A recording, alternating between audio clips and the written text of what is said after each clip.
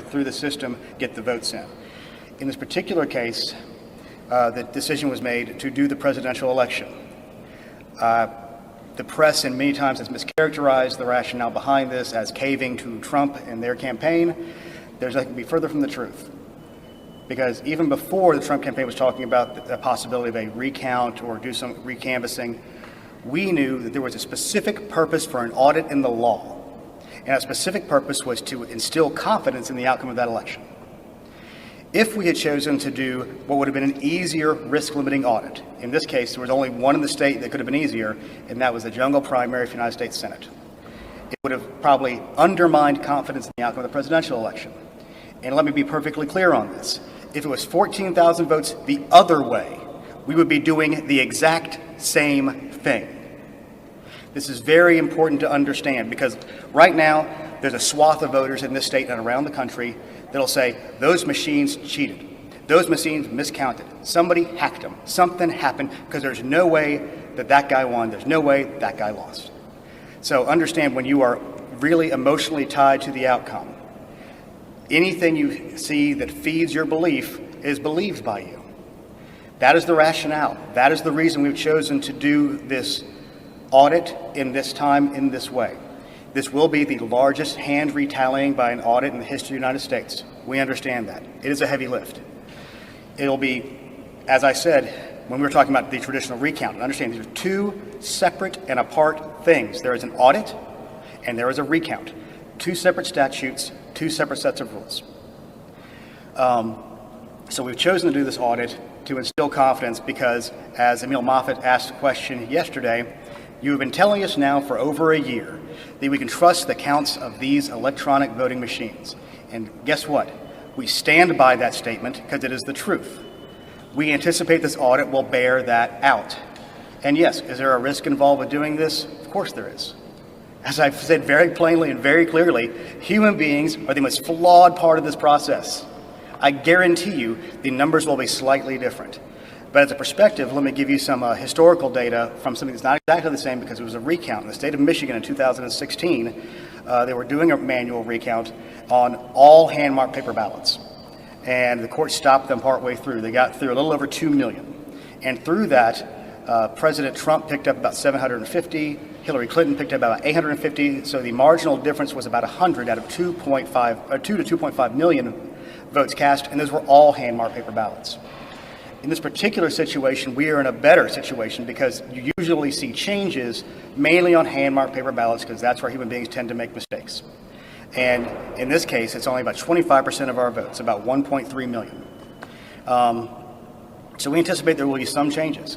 This is also be a logistical issue for especially large counties. So we have hired some outside groups to help with the logistics side and another outside group which has really designed the procedures and processes we're going to use and given out the instructions, which either if they're going out either right this minute or they went out earlier. We had our first training call with the counties this morning at 11 a.m. I believe it was about an hour and a half. It went well. Counties have a very good understanding of this. And let's give some of the other outside rules around this. They are to begin tomorrow morning at 9 a.m. and they are to end at midnight on Wednesday the 18th. So it's all the way through Wednesday at midnight, not midnight Wednesday morning, midnight of going from Wednesday to Thursday. So they have that amount of time. We have figured out the amount of the amount of auditing teams they need, and these will be auditors. And I know there'll be questions about this. If you want to be an auditor, you must be a state of Georgia resident, and then you have to contact the county. If you want to be an observer, you can contact either your local party if they are organized, and if there is no local organized party in your county, you can contact your state party to be an observer. This will be open to the public. There will be observers from both parties. And one other key distinction, as the audit teams are going through the ballots and making their stacks, and they're going to do the thing where they do their stacks, and if there is a ballot they're looking at and they cannot discern the voter's intent, it will be handed to an adjudication team. They'll be made up of both Republicans and Democrats to make the decision as to what that voter's intent was.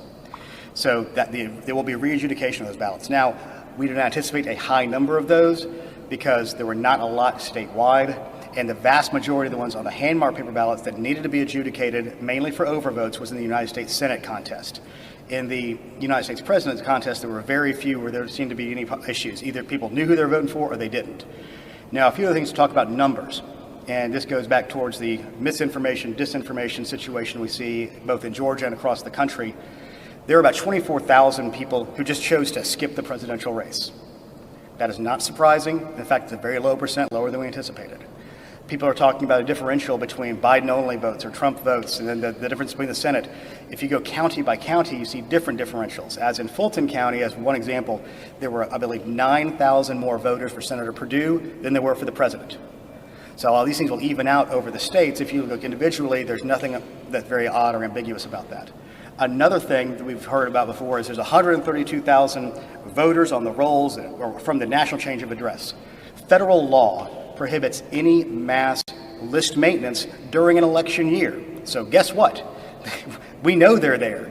NCOA says that they're there, and there's nothing we can do because of federal law. And if some senators would go maybe look at this and help states clean their list, this could help to make that a process that could be a lot cleaner and a lot smoother. We have joined the Electronic Registration Information Center, which will allow us to do a little more consistent list cleaning to make sure that we have a clean voter list, because a clean voter list is the beginning of the bedrock of the foundation of trusting the final outcomes.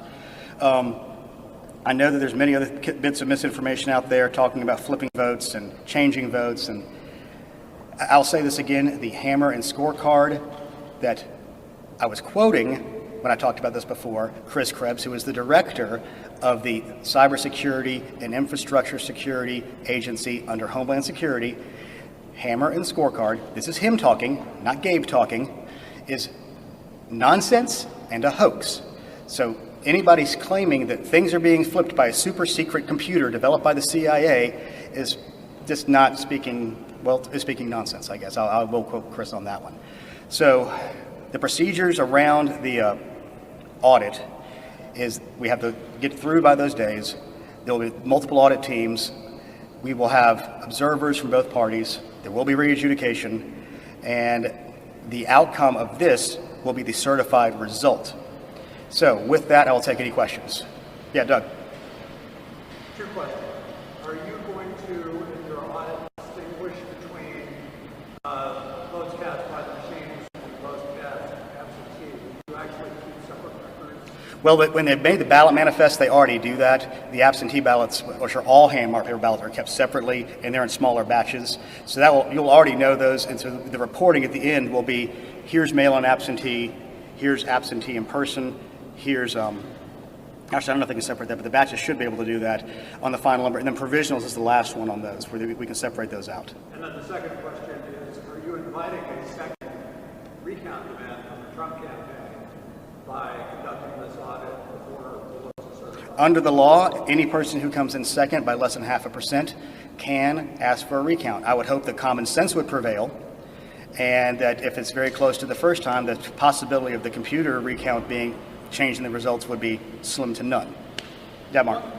Concern I hear all the time is that I know there's a midnight Wednesday deadline for this to get done. The concern is, everybody wants this count to be done accurately and on time before the certification deadlines. How confident are you that our county and state election officials will be able to get it done in a timely manner? We're pretty confident. We've been running the numbers, and we do have Voting Works here who has done this before. In fact, I got those Michigan numbers from one of their employees who's here on the ground with us, and they have the expertise in this. We've worked through it. We're working with the counties to make sure they have the manpower in place. We feel very confident we can get it done before the 20th, but we're aiming for that 18th. And let me set a level of expectation. We are not going to be releasing the new result counts as they come in. We will be releasing, this is the percent of ballots they've gotten through, this is the percent of batches they've gotten through, because when you're looking at these batches, it'll be similar to what we saw before. We're going to start with the absentees because those seem to be the most problematic because those have the most human interaction. And what's going to happen, I can guarantee, on day one, we're all going to look at each other and go, oh, I don't know if we can make this. But as time passes, we get through those, it's going to be a lot easier, and the speed will pick up as people get more used to doing it. And then when we move to the second round of this, when we get past the absentees, which are the hand-marked paper ones, you're moving to the ballot marking device ones, which are a lot easier because it's a name, you stack and you go. It should be a lot easier after that. But there are procedures in place. We are going to have what we call sanity checks throughout to make sure there's nothing going really crazily off the rails. We have timelines set for everybody. And I know the small counties will get through it. And the big counties have resources. We've brought in another logistics firm to help some of these medium-sized counties that have a decent amount of size of ballots and a decent amount of resources to make sure that there's an ability to do that. And yes, the costs are going to be borne by the counties right now. We're looking at a way to do some cost sharing using the state's federal HAVA dollars to help take some of that burden off the counties, but that formula has not been worked out yet. Yes?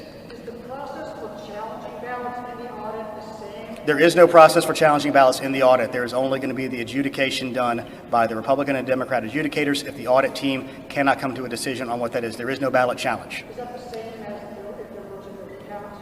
As I understand it, these rules are different, but I don't know the recount rules that well. I've been paying a lot of attention to the audit rules. Steve. Can you describe the security measures in place, like a paper trail to make sure that ballots don't go missing or there's an accountability? Everything of these things have to be sealed. There are sealed numbers to look at. Even when they're doing the ballot checks themselves, when they bring in every person who is moving ballots will not be an auditor. There'll be people whose specific jobs are these things. When the auditors get that, they will have a ballot tally sheet, and on that they will say, box sealed, and they already have, there's a record of the box being sealed before, and they will reseal the box on the way back out. The only outside difference on that one is if anything goes to adjudication, which would include if there's a qualified write-in presidential, if there's a blank ballot, if there's an adjudicated ballot, those will go to the adjudication teams, but they will be kept in a separate envelope that will be tied back to that original box of ballots so they can be married together again after the adjudication is done. But all of this is documented.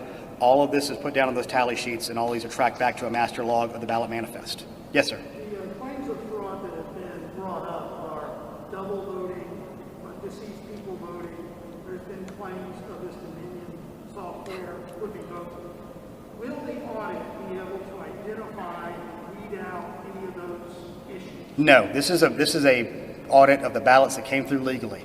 It's going to have to be a post-election situation to look for individuals who may have violated the law and voted, double voted, and if anybody has cast a ballot for a dead person, that's a violation of the law. However, in Georgia, the state constitution requires that there's a privacy of the ballot, so there's no way to tie an individual ballot back to an individual human being. Because if there was a way to do that, that could lead to vote buying, which is why you can't take a picture of the ballot inside the voting booth until you can take that to get paid by whomever wants to pay you.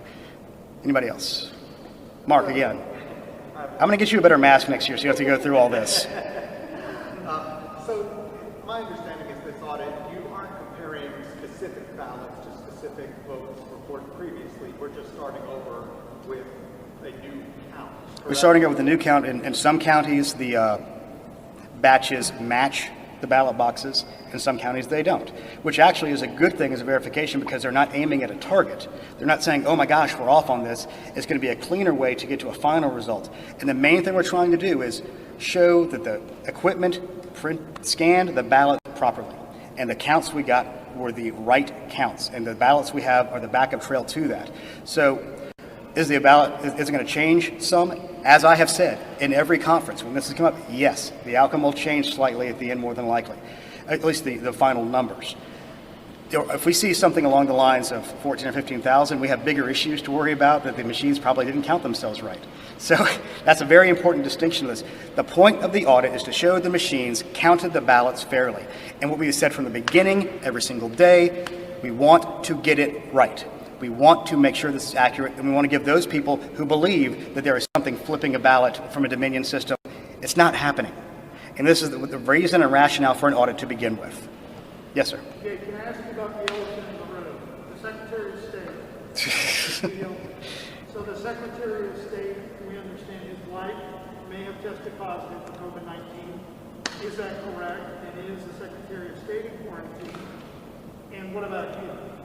I'm not going to speak to the health concerns of family members of anybody either elected or on our staff right now. I'll leave them to speak for that for themselves. I'm probably going to get tested, but I'm not going to say, well, I'm going to go get tested. It's not my place to confirm at this conference. I'm talking about the voting election. If that's the case, then no, it will not impact. We have a wide staff. We have outside consultants here. And let's remember something. The work of this recount is being done at the county level. That is where the boots on the ground are. And as the Secretary pointed out yesterday, the men and women who stood behind him at that conference where he made this announcement, they are the ones who are having to do the real work. They have to get up, they have to staff, they have to train, they have to make sure people are there, they have to make sure they have the 6x10 tables ready to go. They have to make sure they get the notices out. Another thing we're asking them to do is, if they can, please stream this thing live so people can see the process as it happens. We are working every day to be as transparent as we can.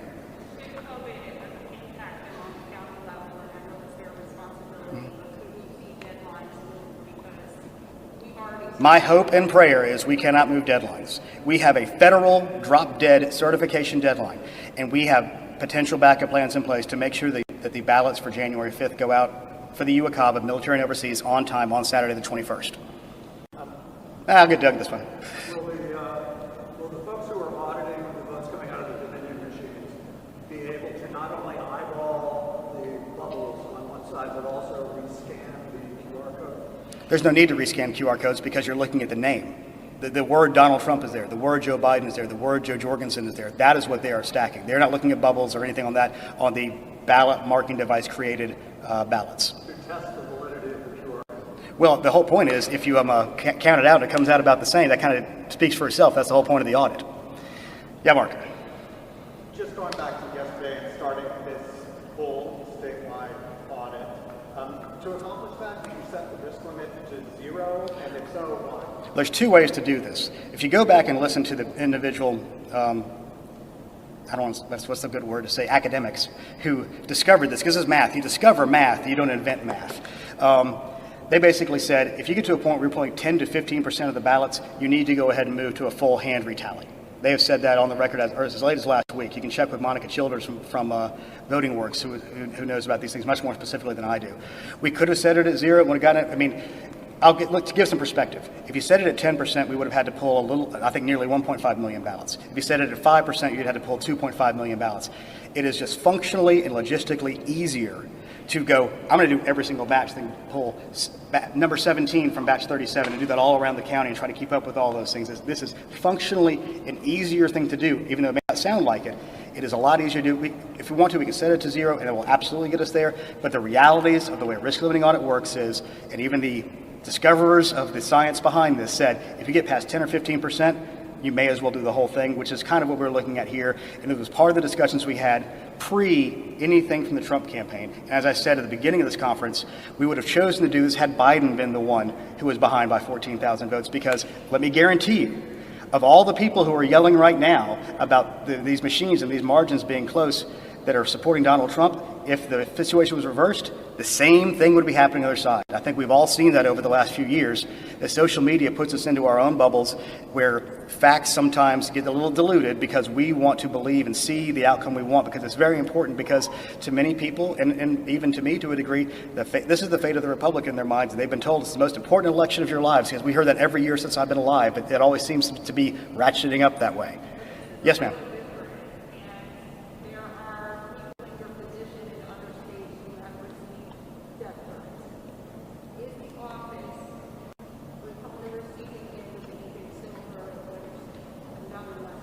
In an abundance of caution, we will always make sure that our office and our employees are secure. I know that there was a situation yesterday with the WSB TV reporter and his cameraman who are put into potentially harm's way, and that's a terrible thing, and it shouldn't happen. And we shouldn't be in a situation where anybody from the right or the left puts out the idea that it's okay to try to intimidate people or change people's minds. This office has a responsibility, and one responsibility only, which is to the voters of Georgia, to give them the right and accurate result and make sure that the intent of the voters and the will of the people have been met, regardless of outcome. Yes, Stephen. At the end of the day, you just want people to trust the system and trust the results. What would you say to somebody who doesn't follow politics, doesn't follow risk limiting audits, doesn't necessarily watch this process? What would you say to somebody to have them trust that at the end of the day, November 20th, Georgia's results are true and correct? It's going to be difficult, if anybody doesn't follow anything, to convince them. But we've got a lot of safeguards in place. We have a lot of processes in place. There's security. And all cybersecurity, which is one of the things we're talking about here, begins with physical security. To get into our voter registration system, you have to have a unique user ID, a unique password. You have to go through multi-factor. We have the poll pads come in that get that data to check people in. Our BMDs and our scanners never touch the internet. The election management systems that are used to do the final tallies never touch the internet. They are all air-gapped. We have, for our voter registration system, we have an Albert sensor. We have partnerships with Department of Homeland Security. We have our own outside vendors to go in and look at penetration testing and make sure there's nothing happening, and look for bad actors and look for bots. It's always changing every day. This office spends a heck of a lot of time on making sure that the equipment involved is secure. We spend a heck of a lot of time with the counties training people. The decentralized nature of votes in Georgia is a security measure in and of itself. There's 159 counties. There's not a single target. Now, one of the situations we're worried about going forward in the January 5 election is that we've gone from 50 state targets to 1. So we fully anticipate that the potential threat level in the state will increase. And while I'm at it, there's another thing we need to talk about that is going back to the nature of our law when it comes to registration. I know there's been discussion about people coming in from out of state, Andrew Yang being the most famous, to come and help Georgia see the light and do the right thing. I want to remind everybody, in order to have the ability to register to vote in Georgia, you have to be a Georgia resident, which means you have to believe you're staying in Georgia. You can't be a canvasser for Bloomberg. You can't be a canvasser for the Koch brothers and decide, hey, I'm going to vote here while I'm here. If you do that and you leave, the Attorney General office reminded us of this yesterday. They put it online. It is a felony that is charged up to 10 years and I think a $100,000 fine. Let me be clear about this. If you want to move to Georgia and be part of the #1 state in America to do business, we are happy to have you. It's great to have you come in. But if you were here for the sole sake of politics, if you voted for Senate in one state and move here to another state, I know that's another thing that could potentially go before the courts because you've already cast a vote for a body that's going to be seated in January. Don't game our system. The Secretary of State's office will stand with the Attorney General's office and local DAs if you are gaming our system. Come here, campaign, go door to door. It's your First Amendment right, but don't try to game our system. Are you aware of any counties getting a head start on the audit today? No. I think they're going through training. They're going to read, like I said, the final instructions just went out, so it'd be difficult. We've given them a lot of things they have to print. This is a very open process. There's very large signage so they can see what's going on. We know there's going to be observers. We know there's interest. Everybody needs a little bit of time to make sure that they need to make sure the observer's there. They need to follow the rules on this stuff. And I feel confident that our counties who have executed everything so well since June, and frankly, 95% of them did it great in June. We had a few, I'll remind everybody again, we had 70% of the issues in June were in one county. And we saw some issues with them. Like I said, I had to go after the Georgia game to State Farm myself because they uploaded their results without doing the reconciliation. It's silly things like this that undermine confidence, which is why you have to follow the processes and procedures we lay down. It's boring, it's tedious, but it is vitally important. Yeah, Doug. You said that human beings basically are the weak link here. Mm-hmm. How do you prevent the folks who are doing the hand count from becoming the weak link? Oh, no, they're going to be the weak link. There's no way to prevent it necessarily. All you can do is try to mitigate it by doing them in batches, by keeping the sanity checks in as we go to make sure that things are looking relatively normal. That's how we're going to be able to look for those kind of things. But if there's something that's way wackadoo out of place, we'll have to address that as it comes. Like I said, they're going to make mistakes. They're going to make more mistakes than computers. But there are people out there that just fundamentally will not believe the outcome unless they say, I don't trust those computers, so I need a human being to have looked at that to make sure it was right. Yeah. What happens if the counties don't meet the Wednesday midnight deadline? That's a hypothetical I'm not willing to entertain just yet. All right. Anybody else? Yes. Oh. I'm sorry. I'm curious about the timing. You said all counties will begin counting on 9 a.m. tomorrow, or is it up to them? No. The audit shall begin tomorrow at 9 a.m. If you're putting stuff in boxes to go to the place you're going to do your counting, you're starting your audit. This is more essentially we don't want people waiting until Monday. We want them to get the show on the road because we're burning daylight every hour. Audit and recount. This is an audit that has moved to a point of a hand retallying. It's a retallying. It's not a recount because that is a separate statute. All right. Is that it? All right. Thanks, y'all.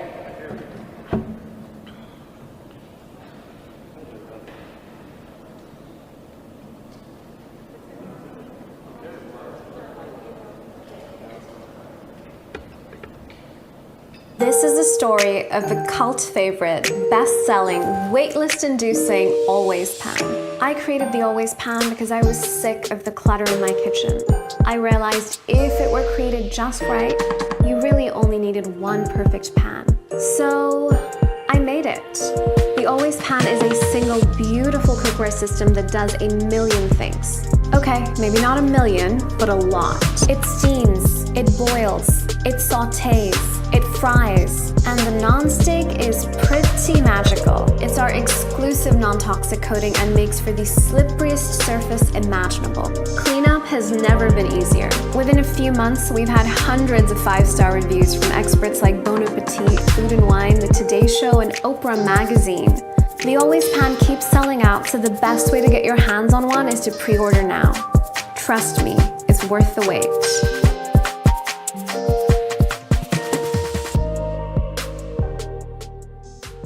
Get this pan set for $29.99 and cook a variety of meals. Or just make eggs. Oh, eggs. Visit studio.co.uk. Look, a shooting star. It must be Christmas. It's not Christmas till my daddy gets home.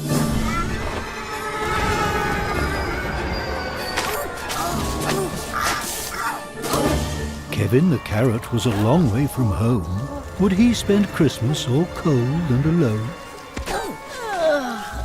Is it spring already? No, it's Christmas, and I need to get home.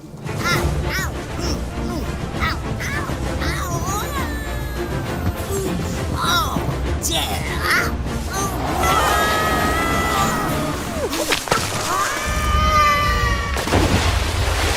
Right in the icicle. Christmas without Kevin just wouldn't be the same.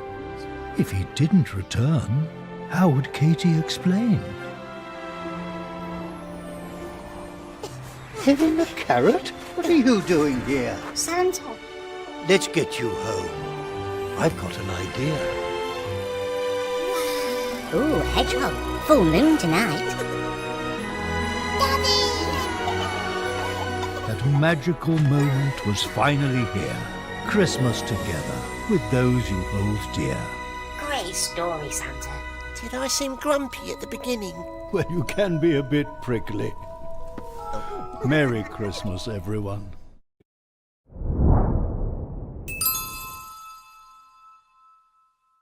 Hi ELM, it's Eunice. I'm part of the Mercy Ministry and I want to share an opportunity that you can get involved in this Christmas season.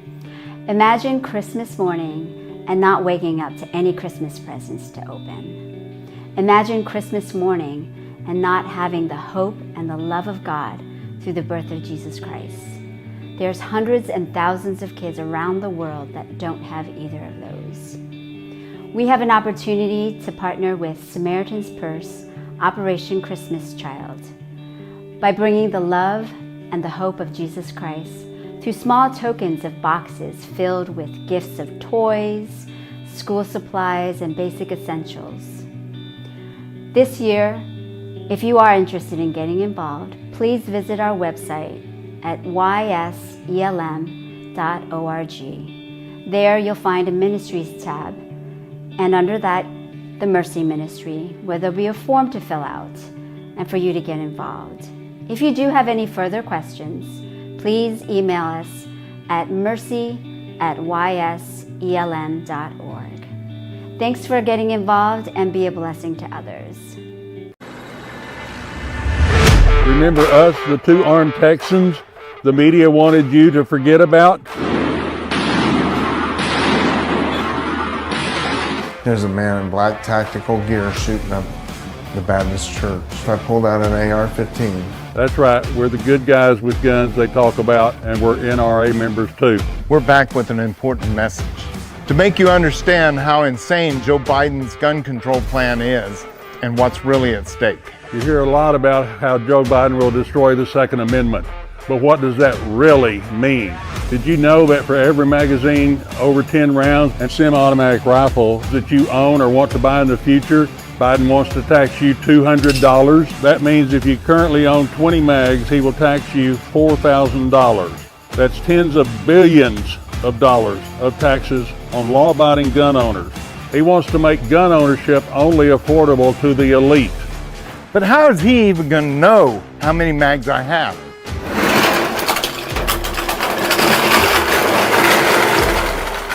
So instead of anybody coming at you and the first thing you do is shoot to kill, you shoot them in the leg. You know, Joe, I can make that shot. But that day in the church, I didn't have the opportunity to shoot in the leg. The idea that we don't have elimination of assault-type weapons, magazines that can hold multiple bullets in them, is absolutely mindless. Hey Joe, this is the very AR-15, or as you call it, Your AR-14. In my hands, it stopped a mass shooting. So with the tragedy that just happened in Texas, my question is, how do you justify the Democratic view on gun control when the shooter was stopped by a man who was legally licensed to carry a gun? Well, first of all, the kind of gun being carried, he shouldn't be carrying. It even still has the evidence tags. It's never committed a crime. If it was Hunter Biden and your wife and family sitting in those pews at that church, would you still not want me to have this gun to protect them with? Yes, a good guy with a gun stopped a bad guy with a gun. But you still want Beto, hell yes, O'Rourke, who supports forcible firearms confiscation, to be your gun control czar. Someone does not turn in an AR-15 or an AK-47, one of these weapons of war, then that weapon will be taken from them. He's not coming anywhere near my gun. Biden's dream is to leave us all defenseless against criminals. And if you want to buy a new semi-automatic rifle, you're out of luck if Biden's in charge. His own website says he will ban the sale of assault weapons, but it doesn't just stop there. I put a terrorist down in the matter of seconds with this gun, and it's not even a weapon of war, or whatever that means. You know what Joe told me? That I shouldn't have been armed in that church. And we're talking about loosening access to have guns, be able to take them into places of worship, store them in school. I mean, it's just absolutely irrational. The fact is, the only thing that will keep us safe in times of evil are our guns. Evil will always exist. We're in a global pandemic with riots happening in the streets. Real common sense Americans understand how to protect themselves and are buying guns and ammo at record rates. But Joe Biden can't understand that. In his plan, he wants to ban the online sales of ammunition, gun parts, and guns. Someone who isn't around guns might think that that's no big deal. But when you buy guns online, it isn't shipped right to you. It goes to someone with a federal firearms license, like a gun store. And you go get it through the same background checks as for any other firearms purchase. Especially in a time like this, where all hell is breaking loose. Joe wants to make it near impossible to protect yourself. His plan would put thousands of people out of business and keep millions of others from buying firearms. But even if you get your hands on a gun, Joe's plan would roll out so-called universal background checks known as the criminalization of private transfers. This means that if one of my family friends comes to me because she's being stalked by her crazy ex-husband and feels like her life is in danger, if I lended her a gun to protect herself, I would be facing felony charges. All of this is nuts, but the unknown is what you should be most scared of. Joe Biden has promised to put Beto O'Rourke in charge of gun control effort with Kamala Harris as his VP. This means that all of this is only the beginning. And if you don't comply, he promises to go door to door and take it. There is no telling the extremes this duo will go to destroy gun owners and make the Second Amendment extinct. Their end goal is to destroy what has protected the Second Amendment for 150 years, the National Rifle Association.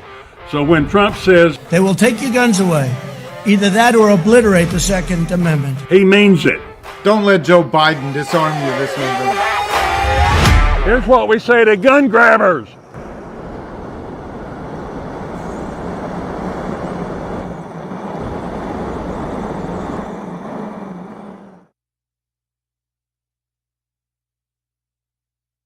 This is the story of the cult favorite, best-selling, waitlist-inducing Always Pan. I created the Always Pan because I was sick of the clutter in my kitchen. I realized if it were created just right, you really only needed one perfect pan. So I made it. The Always Pan is a single beautiful cookware system that does a million things. Okay, maybe not a million, but a lot. It steams, it boils, it sautés, it fries, and the non-stick is pretty magical. It's our exclusive non-toxic coating and makes for the slipperiest surface imaginable. Cleanup has never been easier. Within a few months, we've had hundreds of 5-star reviews from experts like Bon Appetit, Food and Wine, The Today Show, and Oprah Magazine. The Always Pan keeps selling out, so the best way to get your hands on one is to pre-order now. Trust me, it's worth the wait.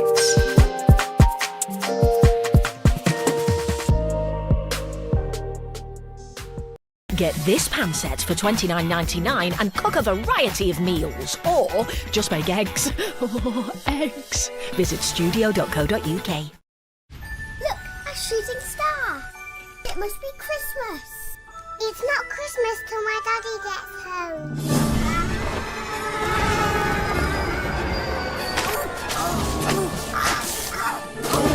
Kevin the carrot was a long way from home. Would he spend Christmas all cold?